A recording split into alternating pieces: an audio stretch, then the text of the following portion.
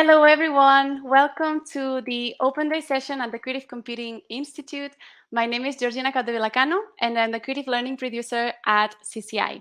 And today we're here to talk about our BSc course in Creative Computing. And in order to do that, we've got with us course leader Anna Troisi, we've got first-year student Kourosh Simpkins, and third-year student Lucie Brosson, who are all going to be with us on screen later. So to give you an overview of how the session is structured today, we're going to start by talking a little bit about CCI first, the spaces, facilities, and resources which are available to students. Then we're going to share a little bit about the social mission and the public program of workshops and events at CCI. And last but not least, we'll have Anna walking us through the approach and content that the BSc Creative Computing course entails. Right after that, I'm going to invite Lucie, Kourosh, and Anna to join us live, and we will go through all the questions that we've received from all of you. But at the same time, we would like to encourage you to engage with us on the YouTube chat, which should be on your right-hand corner if you are joining from a desktop, and it should be at the bottom of the video screen if you're joining from a smaller device. So yeah, during the session, we're just going to keep an eye on the chat and make sure that we collect all the queries that we receive so we can do our best to cover them during the Q&A in the end. Just know as well that if you have difficulties following along the session, know that the entire session will be recorded and re-uploaded on our YouTube channel, and that it will be with closed captions in English language. So if you miss any detail, know that you can revisit all the content and catch up with any details at your own pace too. So let's get this started. We'll begin by watching a video that my colleague Chloe Dunn recorded, which will tell you a little bit more about the spaces that we have at CCI, all the resources, and it will also allow you to walk through the space as if you were there. I hope you enjoy it. Thanks everyone for joining us, and I'll see you in a second. Hi everyone! In this video we're going to show you around the campus and share some of the facilities and resources available to CCI students. The Creative Computing Institute is located at UAL's Peckham Road campus in Camberwell, South East London. From 2022, we'll have 2 new sites open in the Camberwell-Peckham area. The Greencoat building, opening in January, will be used for teaching, technical and office spaces. Eagle Wharf will open in September and will provide a new halls of residence building for UAL students alongside a community outreach, events and exhibition space. Camberwell is a lively and unique area of South East London with good transport links to all parts of the city, including Brixton and Dalston. And we have 3 halls of residence that are all within walking distance of the CCI. The local area is home to a thriving art scene, which hosts a variety of art galleries and artist studios that students, graduates and staff work and exhibit in. On site we have 2 galleries, Camberwell Space and the Students' Union Gallery, with the South London Gallery right next door. Arts organisation Bold Tendencies runs an annual programme of live events and commissions, as well as hosting Frank's Bar on the Roof, with some of the best London views in the city. So here I've just named a few, but there are so many more galleries, cultural hubs and recreational spaces for you to explore that are right on our doorstep. To find out more about the local area, visit the Living in London page on the UAL website. On campus we have many facilities and spaces for you to use. Our canteen has lots of food and drink options for everyone, with bike storage situated just outside. We have an art shop that offers affordable art supplies and whose staff can help advise you on the best materials for your projects. Also on site we have an amazing library supported by a dedicated CCI librarian who oversees the subject area of creative computing. She ensures the library stays up to date with the books, periodicals, databases and other resources you need to complete your studies. The Learning Zone is part of the library and is situated on site in the Gardens Halls of Residence building. It's open 24 hours a day, meaning that you can study at a time that best suits you. And they have a range of equipment for you to use and laptops available to learn. To find out more about the spaces and facilities available to you, please visit wiki.cci.arts.ac.uk. Now let's take a look around. The CCI is located across the 4th and 5th floors in Block B at Peckham Road and is very accessible to students with various needs. Our lecture theatre is in the basement of Block B. This space is used for lectures as well as events. The 4th floor is used mostly for postgraduate teaching. Here we have a new seminar room and a room which will house our laser cutter and some 3D printers too. The 5th floor is the heart of CCI. Our kitchen is a communal space as well as a learning space. At lunchtime, it becomes a social hub for CCI folks to share lunch together, and during classes it's a quiet working space. We have pods which can be used when they are not booked as quiet spaces to work and a space to have your tutorials. Alongside are 3 classrooms, 2 seminar rooms and 1 high-end computer suite fitted with some of the latest technology, including 24 high-spec computers with NVIDIA RTX 2080 graphics cards and 4K monitors for working on projects ranging from machine learning to 3D rendering and video editing.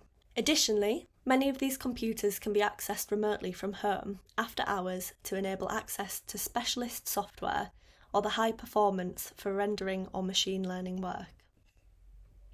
We also operate a laptop locker system where students can borrow a laptop to use within the CCI spaces. The physical computing lab is a space for students to do all of their electronics. Here we have everything students will need for soldering and testing things out. We have hundreds of different components which are available for you to use. There is also a sewing machine, embroidery machine, computerised knitting machine and 3D printers. This is just a glimpse of some of the amazing facilities and resources you'll have access to while studying at CCI. Hi again. I hope you enjoyed this video and you found it useful. Now, a lot of students come to us as well, interested in finding out more about the opportunities that they would have access to while studying at CCI. So the next video that I'm going to be playing is about the CCI's public program, which is underpinned by our key research themes and also the social mission that we have at CCI. And this will just give you an overview of the amazing opportunities you'll also have the chance to take part in. So I'm just going to play this video in a second. Thanks, everyone. Hello, everyone. My name is Georgina Capdevillacano, and I am the Creative Learning Producer at CCI. And my role focuses on planning and delivering CCI's public program, which I will briefly talk about in the next few minutes. Our public program is a platform that offers accessible learning experiences, workshops, and events to literally anyone interested in getting a taste about creative computing or deepen their knowledge in the field. This program of activities is underpinned by CCI's 3 key research themes, which are creativity, machine learning and AI, human-computer interaction and platforms, big data, and digital citizenship.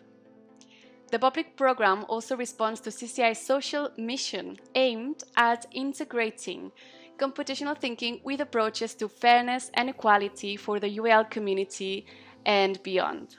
Therefore, all our programs have a strong focus on diversity in technology, digital inclusion, and digital entrepreneurship.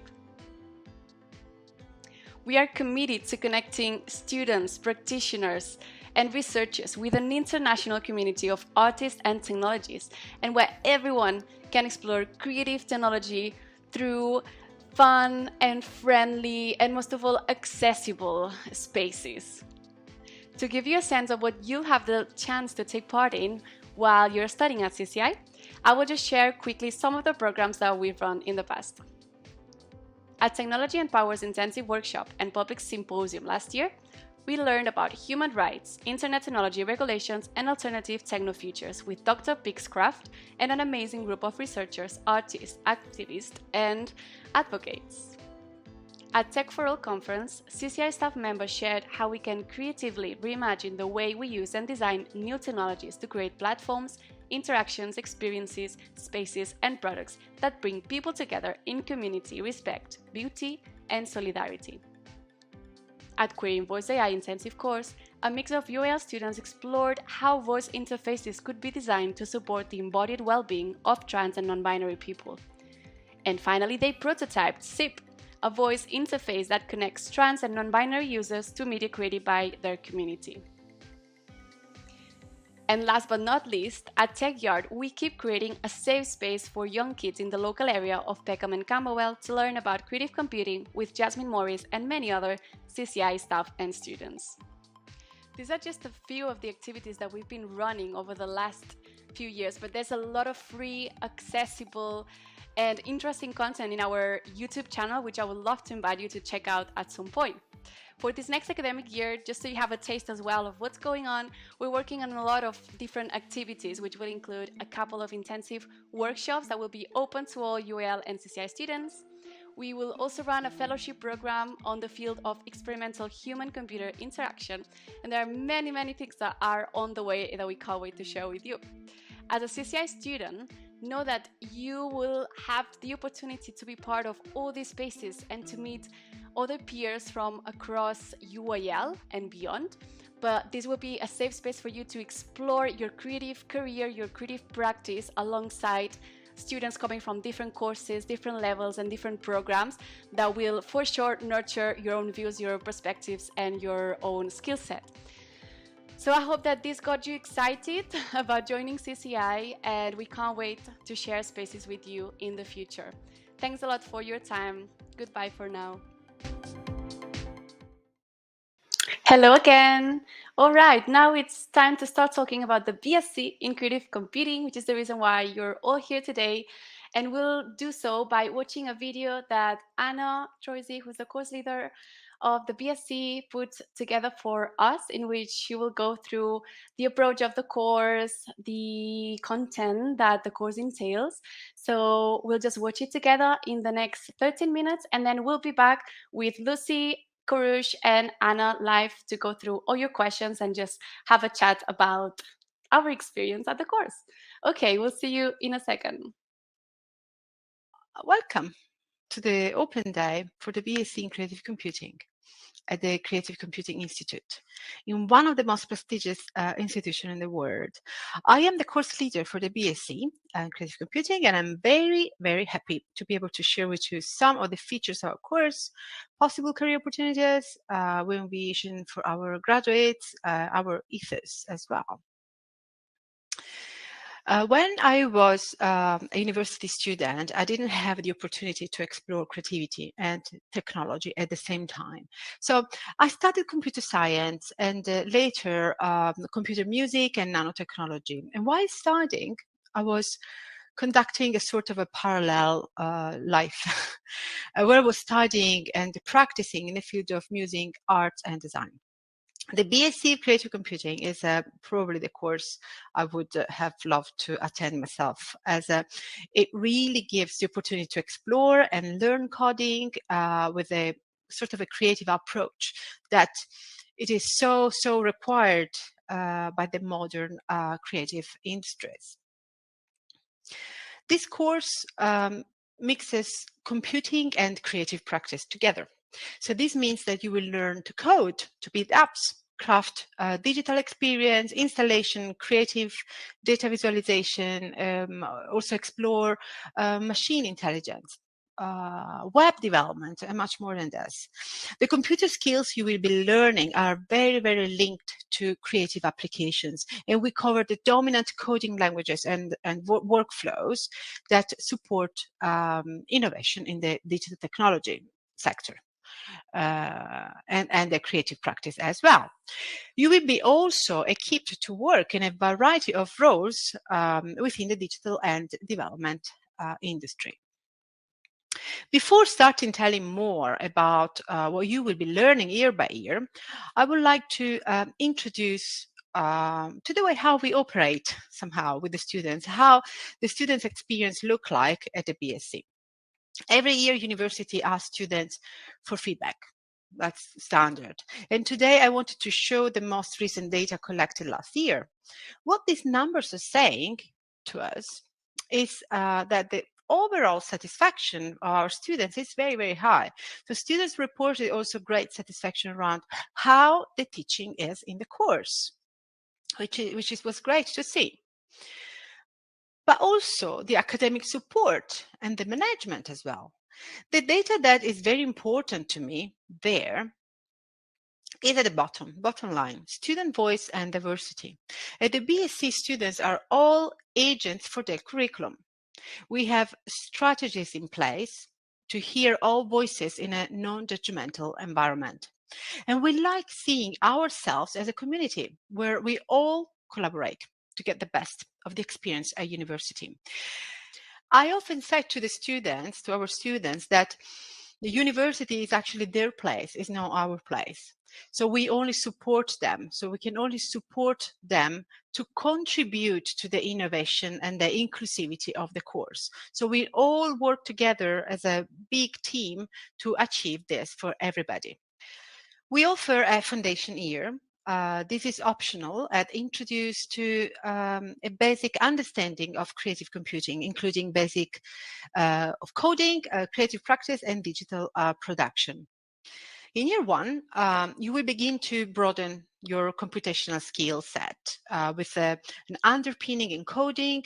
We also introduce a start building more knowledge around data, math, and methods. You will then apply your coding skills to creative making and computational practices. We'll cover also sound and image processing, as well as experience and physical computing. In year two, you progress with learning coding, never stop that, experimental human-computer interaction, web and app development, but also augmented reality, creative practice involving big data and social platform. In year three, you can make the choice of conducting a year in industry. This is called Diploma in Professional Studies. It is a managed year of professional experience, is largely undertaken in the design profession in a variety of national and also international locations. In your final year, you will explore computational approaches to machine intelligence and also ethical implications of these approaches. You will develop a creative project using machine intelligence. And later in the second block and second part of the third year, you will have the opportunity to develop a self-directed graduation project that brings together the skills and the expertise you have gained throughout the course. We believe in cross-disciplinarity, and we facilitate work cross courses to respond to live brief, for example, and find collaboration with other students during the course of the study. In the past few years, we had students working across many disciplines with our open briefs, and this is a great opportunity, as open briefs really helps individuals to work around what interests them the most. We encourage individual learning, so students are all different and with different inclinations and needs, and we try to accommodate all interests and areas of challenges. This means sometimes offering extracurricular work or ad hoc challenges and opportunities, but also extra classes or lectures to cover specific aspect of interest.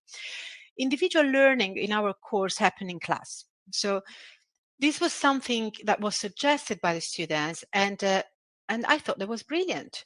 So this is a quite extraordinary pedagogy approach, and it really goes together with our thinking. We really prefer the students to complete the majority of the learning when we are together, when the tutor is together with them, and when we are together as a team, as a working group. This way we feel all less lonely. And if we struggle, your tutor is around to help, or your peers are around to help. We also have a great community of practice.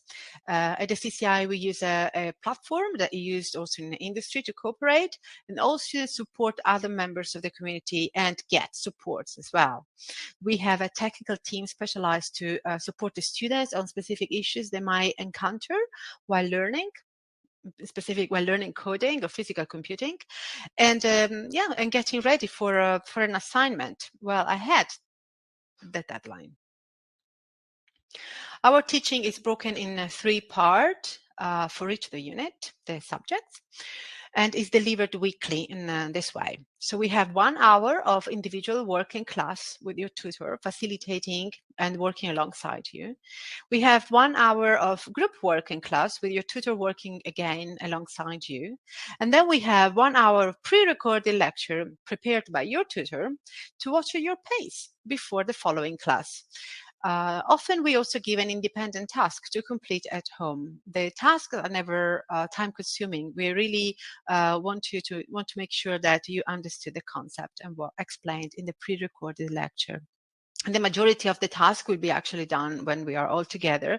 We think the students has to have a free time to experience the world. This is quite important to us. And this is an important element of the learning journey. The outcome of the weekly task is always discussed in class, and students get feedback from their tutor every week in class. Checking weekly on the student work is very important for us, as that is the point where we can understand if students might need extra help or extra tutorial, because we don't want students to remain behind. This is a way of delivery that was a sort of a result of a cooperative design with the students who told us what they needed to succeed with their learning. We tried to accommodate the requests. So we designed this mode of teaching and learning, and we call this adapted flipped class. In our course, we want to forge innovators. We aim not only to have our students getting their job they aspire to, and see some examples there, but we would like our graduates to invent new jobs, to build and renovate the creative industry. So to innovate, we have to make sure that all students are given space to make mistakes and possibly take some creative risks. Our learning journey and assessment take care of these specific aspects. In units where we assess the students on a portfolio of work, for example, we'll make sure that we can provide weekly tasks. And at the end of the unit, they will only be assessed on 3 of the tasks. They feel stronger and not all of the tasks. So this way, students can take risks without the fear of their mark being affected. In all exams, instead, we provide a large set of questions in advance, so students can test themselves before the actual exam, and they have plenty of time to ask to the tutor if they encounter a question they cannot understand or they cannot answer. It is also important to know that we learn a lot using question banks. So it's important to use a list of questions to try and test ourselves on our knowledge. This year, we also introduced the students inserting their own questions into the question bank. So while they're learning, they can insert new questions that can actually, at the end of the unit, could go into the final exam as well. At the BSc, we also introduced a communication framework called Nonviolent Communication, with the aim of making sure all students feel included and happy to share difficulties, but also good moments.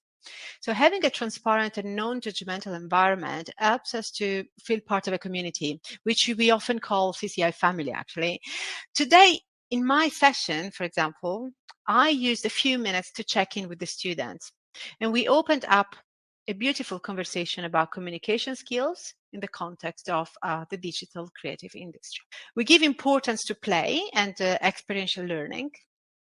Our tasks sometimes can lead to a very playful and enjoyable moment. And it is important that students are given opportunities to socialize while learning in class as well. This is very important to us. We have an incredible team of caring tutors, technical team, and we try to ensure students are fully supported in all aspects of their learning. The BSc is supported by the UAL Learning and Disability Support, and we have our dedicated disability advisor. More in general, at the BSc in Creative Computing, we strive to provide an inclusive place where to learn with a sort of a baseline of changes which make the difference for all students disabled and not disabled. Promoting diversity, individuality, and innovation is at the heart of what we do. And we are really proud of our diverse students community, and we are so committed to ensure the university is an inclusive and supportive environment for everyone. The university has a long history of celebrating and promoting sexual orientation equality, and these are also priorities for the Creative Computing Institute. To conclude, the BSc is definitely a unique opportunity where we prepare our students to contribute with their individual, unique perspective, but also we prepare them to innovate and to flourish. We would like all students enrolling in the BSc to feel that we care and that their voice is heard. And this is quite a big deal for us. It's quite important. Thank you for watching this. Thank you, Anna, for putting together this super insightful and lovely video. Now it's time to invite Kourosh, Lucie, and Anna into this live stream. So I'm just going to add them all over here. Hi, Kourosh. Hi, Lucie. Hi, Anna. Feel free to unmute yourself. Hello. Hi. Hi there. Thanks for joining us today. Thank you, Georgina. I can't see all people who are there watching us, so it's quite freaky as usual. So there is kind of a tension there, but we're ready. Amazing. So yeah, what we're gonna do now is just go through some questions that we received over Eventbrite. So we're just gonna make sure that we cover all of that. We're also receiving some questions on the YouTube channel, so we'll do our best as well to cover those. But to start with a question, we're just gonna go through the ones we received first. So I'm gonna start with the first one, which says, you're gonna see it appearing on the screen as well. How much collaboration will happen during the course? This is a very good question. I might ask the students to answer to this question. What do you think? I'm curious. I think, yeah, you usually during the class, you have a lot of collaboration with everyone, but it's not graded or anything. But once your assignment brief gets in, then you can choose if you want to, you can choose to have a more collaborative project, or you can choose to be on your own, which is really nice, and you can really mix up the things as a way like you want. And you can also mix up with a lot of other students, like for example the diploma in second year, you can talk to them, and you can also talk to the other students like year 1 and year 2. It's really fun. Amazing. So we do not have assessments where we ask for group work, but what we do instead is asking the students, if you want to collaborate, we can open up and make some decision together. We can make some changes. So you could work on a group work, and all students will make a part of it. So all students will get assessed on their part. So this is what we tend to do to make sure everybody can get a chance to collaborate with someone else. But in class, we tend to, as you saw probably from the presentation, you can have 1 hour every week of only group work. So you get to talk and work with peers. Amazing. Thanks, Lucie. Thanks, Anna. The next question that we have is around the computing skills that are needed for the course. Who would like to take on this one? Yeah. So you don't need any computer science skills, any programming skills to come in. You can come in completely fresh-faced, without any prior knowledge of computer science, basically, and essentially we'll try and bring everyone up to the same level, make sure that everyone has the same sort of level of programming skills so that everyone can complete the same tasks and projects, things like that. Yeah. Amazing. I think I take the opportunity to add a small thing. We have, and Kourosh was attending the foundation year last year, correct, Kourosh? So we have this foundation here. So if applicants might not have or might not have gained, let's say, enough knowledge in math, computing, or design, the foundation year give you the possibility to get at the right level to start in the following year, the year one.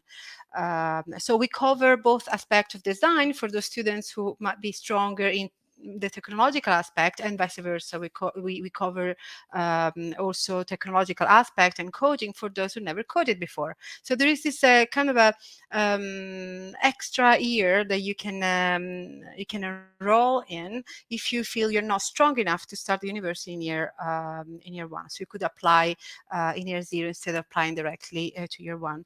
It is important to say at this point that you could apply to year one anyway. If we see that you might need the year zero, the foundation year, we might suggest you to enroll in the year zero instead. So it's always good to give it a try, and then we might suggest what's better for you. Lovely. Thank you, Anna. Beautiful. The next one we have received, which is a very common one, is what computing skills will I learn at the course?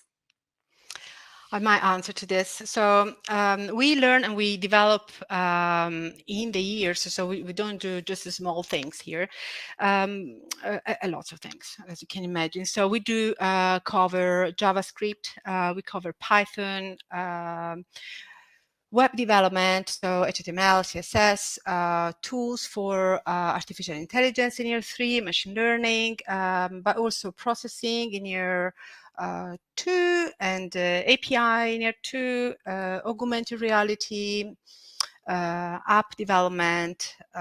We learn also Blender, and anything might come out. We are very flexible. We keep things very flexible. So if we feel that something needed to be added, we will just add it. We also added some classes last year. Remember, students asked for more specific libraries, so we just added more. Let's do this.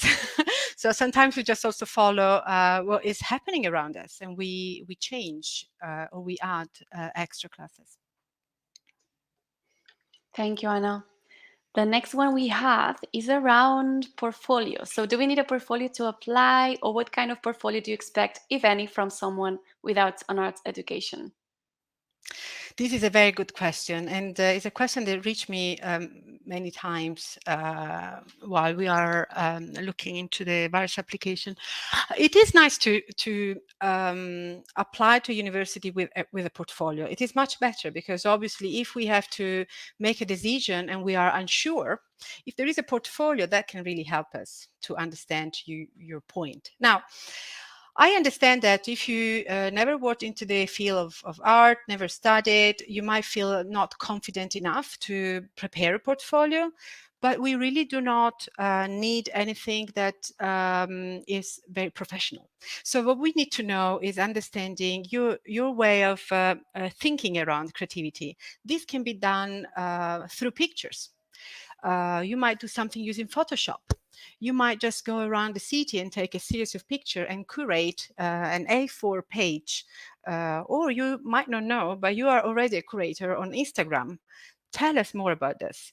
So we do not need a formal portfolio if you don't feel strong enough, or if you have not created anything, structured during the year. That's okay. What we need is understanding and somehow evaluating your potential. So show us your potential. Do not focus on a completed project or things like that. We don't need that. We had students who provided a series of pictures with some interpretation, something written under the picture. That's perfect. So if you don't feel confident enough to show your creativity, go around, have a walk, look around you and find your inner creativity and show us and tell us a little bit more about this. The statement is also very important. So make sure in the statement, I think we always receive more questions around the portfolio than the statement, but the statement is the first thing that we look just after your grades. Tell us why creative computing. That's important. So make sure you tell us about you and tell us why. So that's good. Amazing. Thank you, Anna. The next question that we received is about the difference between the BSc in Creative Computing at CCI and a standard computing science or software engineering course. I was studying computer science. I loved it, but I had to develop all my design and creative skills elsewhere. So I was studying computer science, but I had to continue doing my work in the field of arts and design. And I'm also a musician, so I had to work very hard to be able to become a kind of a whole person with all the things that I like. So I think the main difference is the way how we approach the teaching and the learning. So using creativity to learn how to code, it really makes everything simpler and enjoyable. So I would say the main difference, from my perspective as a person who's studying in a BSc in computer science and then became a course leader for a much open course, is the fun. So the fun is something that is always the playfulness. It's always so important for a learning journey. So learning how to code with seeing things on our screen, or hearing, listening to what we are producing, or touching the material with physical computing, that it's a really a big difference. And I believe that the design component that is embedded in the way how we teach is very unique. Because what a computer scientist is able to do is answering and responding to briefs that someone else might give to you. What a person coming from a creative computing background can do instead, it's starting and completing the process from A to Z. And this is very unique, because you learn how to do this, how to imagine, create, do all the iterative process that make you being very innovative at the end. So I would say that somehow this will prepare you quickly for an industry that will ask you to fill the brief, but we'll ask you also to come out with the brief, which is interesting. Brilliant, Anna. Thank you. The next one is around how much creative freedom are you given on assignments? I will leave this to the students. Yes. If you're happy. Yeah, I think it is. Most of the assignments are quite open. Of course, in the first 2 years, you kind of start learning about coding, so you need a bit more guidance. But yeah, it's very interesting how you can mix up your own interest in the project. And most of the project I've done, I've been able to do something I really like and not be like forced to do something like a subject that I didn't want to do. And it's really nice because tutors help you also to create projects that interest you. So it's a nice combination. Amazing. So shall we take advantage, Georgina, to show some of the work that both Lucie and Kourosh made recently? Let's do it. I'm just gonna Let's do play it that. over here. Hello, so I am a year 3 student and I have a background in fine art. I will talk about some projects I did around the year. I started in year 1 doing like sound processing and image processing using P5.js, so JavaScript. We had to do 5 small projects using P5.js. At least it was around sound and image processing. Ones I really liked to do was using trigonometry and using math to do that. And so this project is just through the clicking, it creates different trigonometry shapes. Then after that, we had the physical and computing class in the same year. We had to do a project around sensors and using other things like LED to create a project, and we had a lot of experimentation at the same time, so that was really interesting. I did this project, which was called the LED efficiency. I could mix up my fine art skills and mixing that up with Arduino, which was really cool. And then year 2, one of the first class we had in the first semester was human and computer interaction. This was a very interesting class because we had to learn how humans interact with objects and computers. And so we had to create builds and everything. I made a prototype and an illustration. So this was my prototype. And this is some of the illustration I did. I did also a small comic book. So my project, I wanted to do like a little plush rabbit, like an adaptable object that could follow you around the years to help you with your education and everything. it was the part that I really like was speculative design, and the idea that you didn't need it to just like do something that was real, or it could be real, but you could do something that was quite creative and quite out there. And finally, I had a project in visualization and sensing, and in this project we had to gather like data and then create a visual presentation of it. And I did it on my own room and all the objects I had in. And I wanted to create a project where you could see all my objects. So it's not actually completely finished, but I need to add gravity to it. But here you can click on them. One of the key interests I wanted to do is what was the link I had to the object. I think like object can have a lot of impact on your life and can easily be something that is really useful or something on your mind all the time, and so it's really interesting. Like for example, this one, like my phone, and it's classed in like the object I need category because I use my phone very often. So yeah, this is some of my project ideas over the years, and thank you very much for listening to me.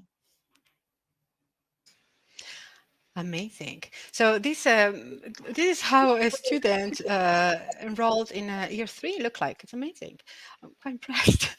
Now, if Georgina is happy, we can show the work that Kourosh did in year 0. So last year, it's not very recent, so it's a year ago, because Kourosh now attending year 1. So this is yeah, this is last year work. Let's look into this.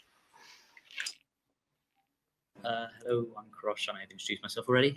So I'm just going to talk about the project that I was most proud of last year, and it was my final project for one of the programming modules. It was my final programming module, so it was I submitted it in July, I think it says 4 months ago. So, and essentially what this does is takes stock prices and using Python, it grabs the stock prices, and then I import them into P5.js, and yeah, it sounds pretty boring, and this is the output.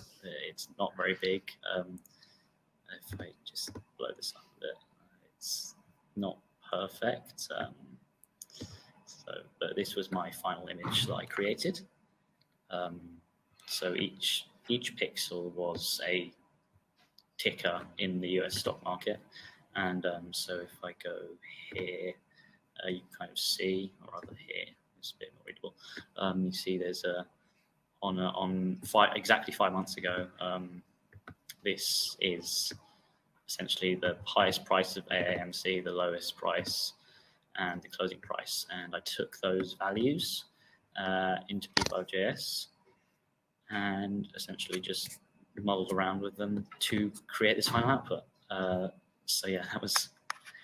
It goes. I can go into a lot more technical detail, but I'm not sure if I don't have any time for that because because I can go into quite a lot of technical detail. But essentially, it's using this module called Y-Finance for Python. And importing the ticker data. Most of this is essentially just exception errors, just catching errors in case there's an error with it. And you see here, the white pixels are where there's an error. So it's like if there's no price on the day or something happens. And for some reason I don't get something from Yahoo Finance. And then I tried to write a module to do list tickers, it doesn't work. Stores prices here, which then writes it to this database, and then writes them to a CSV table as well, which makes it easier for me to grab in P5.js and get its final output. So yeah. Amazing. Can I ask you, Kourosh, did you enjoy playing with this data? How was it? Yeah, so it was about, I don't quite remember, I think it was about 7,000 something points of data. Well, actually, it's 7,000 times 3, because obviously I had 3 prices for every single stock, so it's about 21,000 data points. It was a lot of fun to play with, mostly because it was such a long file, and the P5JS, trying to get it to run through P5JS was quite slow. I think that might be machine limitation. I'm not entirely sure, so I sort of sit there for about 30 seconds waiting for the project to run, and then it would finally output the image. But I think I could have made it more efficient. But it is, Amazing. So we were discussing earlier that it does look like only a data visualization, but how important is a data visualization, especially of this type of data, when there are many data? There's lots of data going on there. What is that a visualization of that can help us to understand? We're talking about patterns. So your white dots actually are quite interesting to me. So we might look into it again. I'm interested to understand, what are these white dots? Is this kind of a weekend? There are no prices there. So with visualizing data, especially when we have an incredible amount of data, is actually very helpful for us to understand and analyze data themselves. Fantastic, Kourosh. It's amazing. Thank you. Amazing. Moving on with the questions, we've got another one that came through, which is, how would you compare the BSc in Creative Computing at CCI with BA Computational Arts, with this new course that was set up at Camberwell, just for some context? So I'll give that over to you, Anna. I'll do it. Yes. So the BA is a Bachelor of Arts. The BSc is a Bachelor of Science. This should answer a little bit to this question. So the Bachelor of Arts, the BA, is obviously an undergraduate degree program, and there's the specialization of this program are normally more in art and humanities side of the subject. So the subject might look like the same, but the way how we approach it is different. So at the BA, you learn how to utilize, to use computational tools to produce artwork. So you use software, which is great. At the BSc, instead, we focus on the subject area, preparing for a different type of career in kind of a professional, typically well-paid field like engineer and software design. So instead of using the tools, we would learn how to build tools and how to build new tools as well. So the BSc as a Bachelor of Science puts you in a different context, if you want. So you look at the same type of subjects, but with a completely different perspective. So you learn more coding if you want to kind of squeeze and say, okay, we do more coding. You learn how to be, you're a computer scientist when you complete the course. Instead, with the BA, you're not a computer science, you're something different. Yeah, I hope I answered to this question. That was brilliant, Anna. Thanks so much. Okay, moving on. We've got one that says, when is the deadline to apply? Right. So the undergraduate deadline to apply is the 26th of January, 2022. So there's still plenty of time, but I think Anna has a message for us as well on that front. Yes, so we do not have big classes. Students here can confirm. So we have 25 students for each of our cohorts. So we don't take many students. And we do this on purpose. First of all, because the CCI is maintained mostly of the research that we do here, not just the students as other places might do.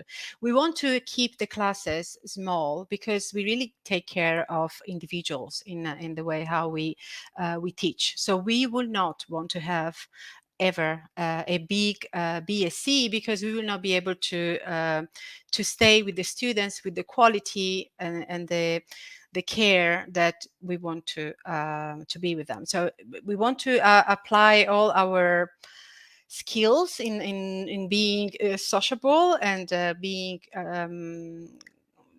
providing this sense of being part of a team to all the students and being so inclusive that we will not be able to have bigger classes. So this means that if you are interested in the course, it is better for you to apply now because we might not go on clearing. So do not expect to find many places later on because we might not have spaces later on. So have a think. Maybe if you want to also have a chat with me, I'm available. If you are not sure, you want to ask more questions and kind of be more private, I'm happy to meet with you as well. Thank you, Anna. That's great that you brought up the ratio topic there, because we had someone from the audience, Wilfred, asking us how many students are in class on average. So hopefully that gave Wilfred an idea. Yeah, there is a secondary question there, which is, I think I answered the first one. The secondary is, what is the teacher to student ratio? This is a, I have to open up a little bit this. So we have normally 1 or 2 tutors for each subject, what you would call subject, we call it unit. Depending on how the unit is organized. But we also have a pool of, with the technical team, is a pool of people, not just one, and we are growing, so there will be also more in the next few months that will cover all tutorials that are technical tutorials. For example, you are coding, you get stuck, you have to debug a small thing, you're not sure why it's not working. After trying a bit, you can contact them and book a tutorial and have a help to continue working on your project. And that's a big help. So it's very different to say the ratio because we are a pool of people that is helping. And the other thing that we didn't say, we use Slack. So we use a platform that is useful for us to communicate. So you get also extra help from other tutors that get into Slack and answer to questions because they are part of the community. So there is a ratio there, but there is also a community, and this is working very well for the students. So there are lots of, the ratio is not enough to define the CCI. We are many. Thank you, Anna. Since we just started talking about teaching and technical resources, what if we just bring up this question over here? What teaching and technical resources are available to CCI students? So maybe we can expand a little bit on that. Okay, maybe the students can help me, but I start with the teaching resources. We have something that applicants might be interested.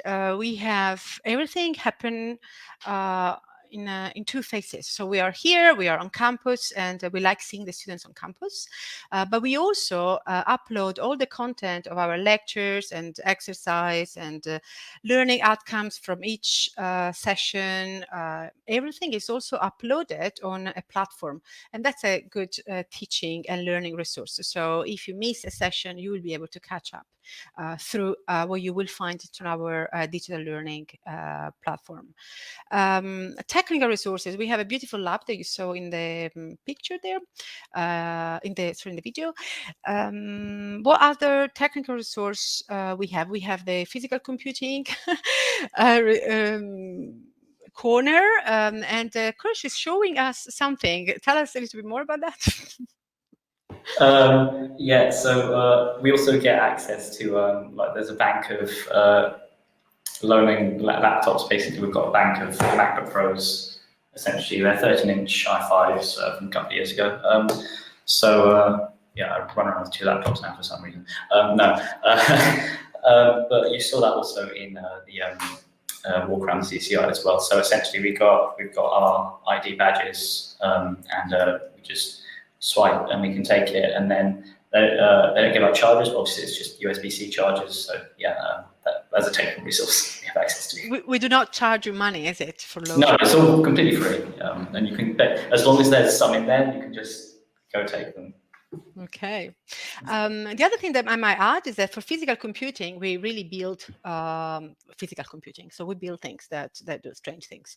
And you might need components to do that. We use normally Arduino and other components. So we provide all the components to the students. So you receive a small kit with everything you will need for physical computing. Thanks for bringing that up. We had this question actually just, touching on that. So that's great. Yes, the answer is yes. Yeah. Beautiful. Okay, we only have 6 minutes left at the moment, so we'll do our best to cover the rest of the questions. So we've got another one from Catriona on the chat, which asks whether the course is more computing based or art and design based. It's a fusion of this. So every block, so we have 2 blocks, so we teach in 2 blocks. In one block you have 3 units. In the second block after January you have other 3 units. Okay, so imagine that in every year, so 0, 1, 2, 3, the structure is always the same. So in the first block you get 1 unit that is more theoretical, more critical thinking, because we can't compute without doing critical thinking. This is probably another difference with the standard computer science course. So we do critical thinking, and then we do 1 unit is coding and the other unit is design. First block. Second block, you get 1 unit of coding again, and 1 unit of design, and the other one might be around making. So it means that for each of the block, you have always 1 unit of coding and the other 2 more design or making. That can be kind of a balance in between coding and design. I hope this help. Could I just Kourosh, yes, please. Yes. So actually, and in terms of the design and the creative parts of the course, they actually integrate a lot of the programming skills you'll learn in the programming modules anyway. So it really is like a big. You can use all the skills you learn in some of your other modules in your other modules, essentially. Yeah. This is very important, Kourosh. Thank you for reminding me. So we try not to do silos teaching. So each unit, you can actually mix things together. So it is actually important that you use what you learn in one unit in the other unit. We encourage that. And this gives you lots of freedom as well to play around things. So thank you very much, Kourosh, for reminding me this. But also for acknowledging that we're doing it. Thanks. That's brilliant. Amazing. Before we jump on to the last question that we had, there's one that feels relevant to cover as well from Candor. And it says, will you be fully supported if you do not have computing science skills? This is for Lucie. Yeah. Tell us your story. Yeah, so I was a fine art student and then I transferred here, so I didn't have a lot of computer science skills at all. Yeah, definitely. People are like, from students to the tutors, everyone is so helpful. You don't need to have a lot of competences, just an interest in it.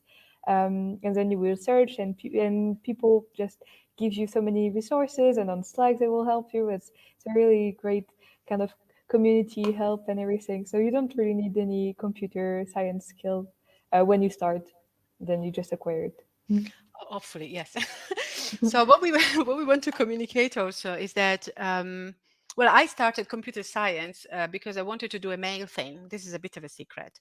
So I wanted to do a mail thing, but I was not really into computer science. I was more into art and design. But my parents would have not accepted me to go into art and design course. So I said, okay, well, computer science, I think I might like it because I might use it for artistic things. It took years to do that, to actually reach the point of using for artistic things.